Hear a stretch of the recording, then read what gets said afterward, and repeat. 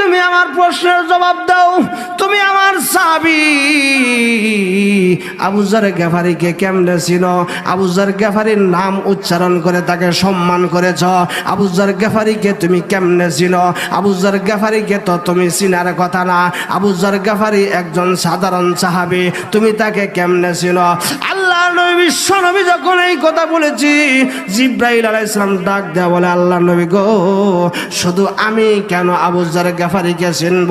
আকাশের ভিতরে যত ফেরেশতা আছে, আকাশের ভিতরে যত মালাক আছে, সমস্ত মালাইকা, সমস্ত ফেরেশতারা আপনার সাহাবী আবু যর গিফারিকে চিনে। শুধু তাই না, ওগুলো নবীজি, আল্লাহ রাব্বুল আলামিন আকাশের যত ফেরেশতা আছে সমস্ত ফেরেশতাদেরকে ডাক দিয়া জিজ্ঞাসা করছে, ও আমার ফেরেশতারা শুনে রাখো, আবু যর গিফারি রাদিয়াল্লাহু তাআলা আনহু আমার নবীজি বিশ্ব নবী রহমাতুল লিল আলামিনের একজন প্রাণবন্ত সাহাবী, একজন বিখ্যাত সাহাবী। আমি আল্লাহ আবু যর গিফারিকে নিজেও ভালোবাসি।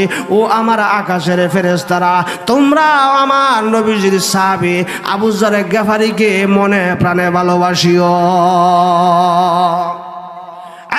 জিবরাইল, আবু যর গিফারি তার মর্যাদা এত সম্মান এত বেশি কেন?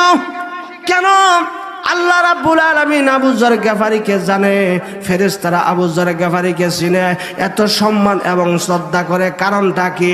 আল্লাহ নবী বিশ্ব নবী রহমাতুল লিল আলামিনের জবাবে জিবরাইল আলাইহিস সালাম কয়, হুজুর গো, আবু যর গিফারির এমনি এমনি সম্মান বাড়ে নাই, এমনি এমনি ইজ্জত বাড়ে নাই। আবু যর গিফারির দুইটা আমলের কারণে আমার আল্লাহ আবু যর গিফারিকে এত সম্মান এবং ইজ্জত দিয়েছে। তার দুইটা আমল আল্লাহ তাআলা খুব পছন্দ করেছেন। আল্লাহ রাব্বুল আলামিন দুইটা আমল খুব পছন্দ ভালোবেসেছেন। এই দুইটা আমলের কারণে আমার আল্লাহ সমস্ত ফেরেশতারা সহ আবু যর গিফারিকে হৃদয়ে দিয়া ভালোবাসে। জিবরাইল, কোন দুইটা আমলের কারণে আবু যর গিফারির এত সম্মান এত ইজ্জত বেড়ে গেছে?